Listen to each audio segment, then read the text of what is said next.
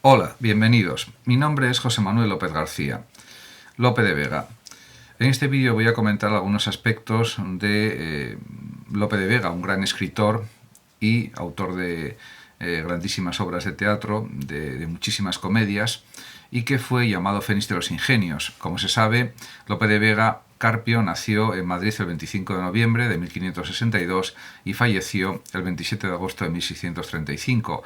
Esta es su casa museo que se puede visitar y que realmente es muy interesante porque aparecen aspectos, detalles de su vida que son reveladores para entender distintas cuestiones relativas a su vida, a su producción literaria, etcétera.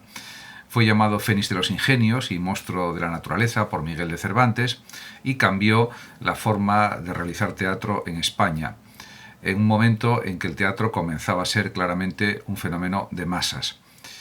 Por otra parte, también cabe decir que fue uno de los grandes poetas de la lengua castellana y autor de varias novelas y obras narrativas largas en prosa y en verso. Se le atribuyen unos 3000 sonetos, 3 novelas, 4 novelas cortas, 9 epopeyas, etc. Fue amigo de Francisco de Quevedo y en cambio se enemistó con Luis de Góngora y tuvo una larga rivalidad literaria con Cervantes. En cuanto a su vida, fue una vida llena de sucesos, de aventuras, una vida extrema, tanto como su obra. En relación con aspectos de su vida, pues cabe decir que él en sus obras, en sus comedias, que pues aproximadamente escribió unas 1500 o 1800 comedias aproximadamente, pues aparecen temas religiosos, aparecen temas de la Edad Media, aparecen temas de novelas caballerescas, novelas orientales, novelas europeas, españolas, de caballería, etc.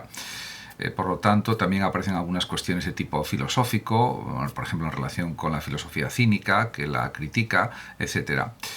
En cuanto a su propia vida, pues Lope de Vega era oriundo de familia hidalga de Cantabria y era de una familia humilde, podemos decir, y ya de niño fue muy precoz, diríamos, a nivel intelectual, porque leía latín y castellano ya a los 5 años. Tuvo una inteligencia prodigiosa.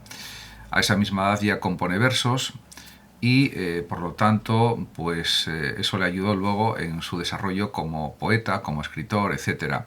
También estudió en el prestigioso Colegio Imperial de los Jesuitas y ya, por ejemplo, según el propio Lope, a los 12 años escribe comedias. Incluso llega a decir que a los 11 y 12 años de a 4 actos y de a 4 pliegos, porque cada acto un pliego contenía. Diríamos que eso significa que escribía ya muy precozmente, lógicamente. De hecho, se sabe que a veces era capaz de escribir una comedia en una noche, lo cual es algo que parece increíble, pero era capaz. Y muchas de sus novelas se escribía en una semana, 15 días, etc. Por lo tanto, tenía una facilidad para escribir realmente inmensa. De hecho, él mismo, pues por ejemplo, hablando de su formación con los jesuitas sobre 1574 y estos años, escribe lo siguiente: los cartapacios de las lecciones me servían de borradores para mis pensamientos y muchas veces las escribía en versos latinos o castellanos.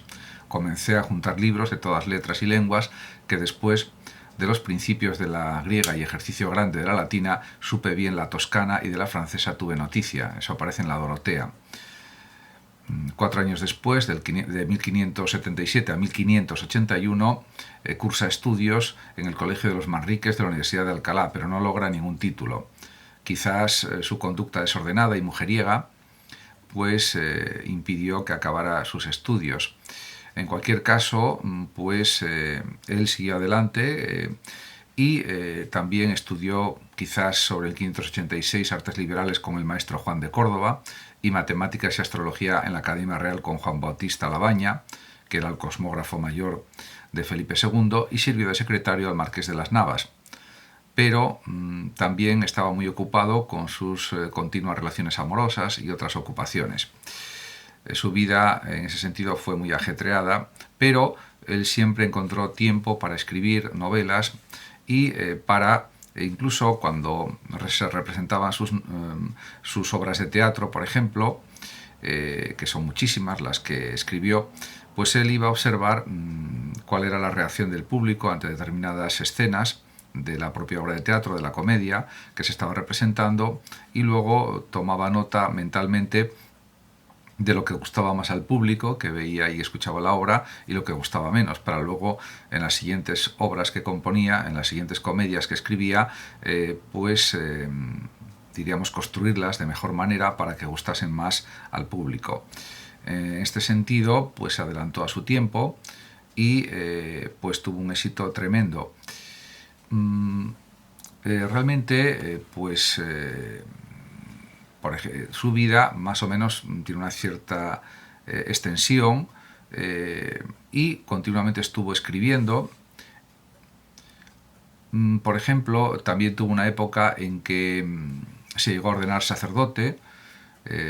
Fue una época de profunda crisis existencial de Lope de Vega, y eso auspició la ordenación sacerdotal, impulsada quizá por la muerte de parientes próximos.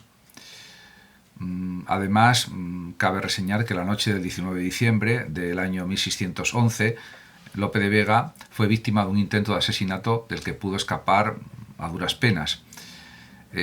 Y bueno, pues todo eso parece que estas peripecias afectaron emocionalmente a Lope de Vega, y el 24 de mayo de 1614 decidió al fin ser ordenado sacerdote. Realmente siguió escribiendo y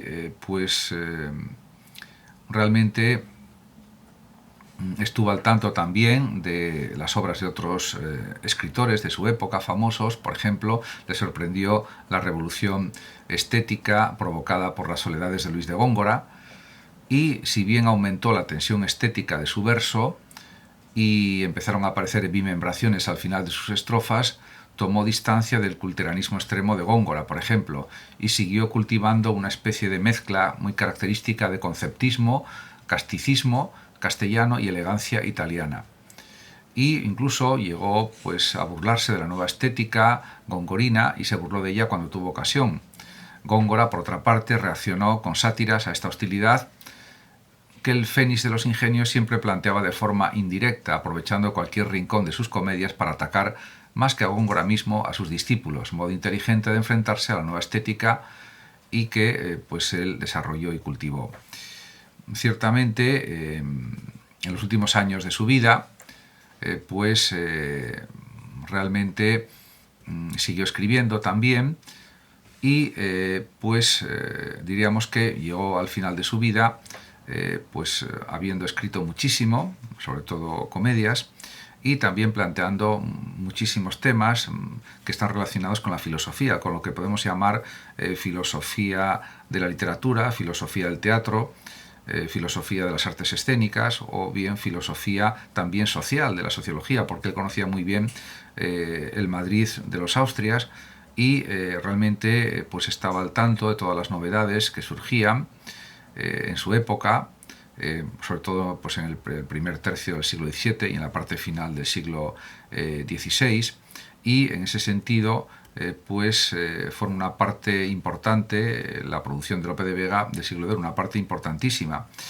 Realmente en sus obras, en sus comedias, aparecen cuestiones de tipo filosófico, de tipo ético, de tipo moral, el honor, el buen nombre, el valor, la honestidad, y todo tipo de cuestiones que podemos llamar emocionales, que están también relacionadas con la ética, con la moral, en definitiva, con el pensar sobre la vida, con el pensar sobre la muerte, etc. En ese sentido, su producción literaria tiene claramente raíces filosóficas, o podemos decir de otra manera que se siente muy interesado por los problemas de tipo metafísico, del bien, del mal, de lo justo, de lo injusto, del honor, del deshonor, algo que por otra parte estaba realmente presente en el barroco, en el siglo XVII, de una forma muy clara.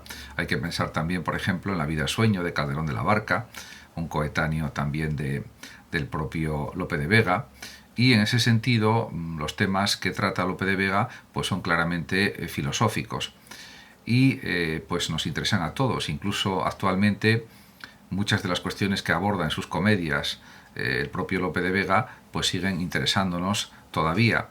porque tratan de temas universales, como ya he comentado. Por lo tanto, sus obras, su teatro, sus poemas, toda su producción literaria sigue siendo extraordinariamente valiosa e interesante.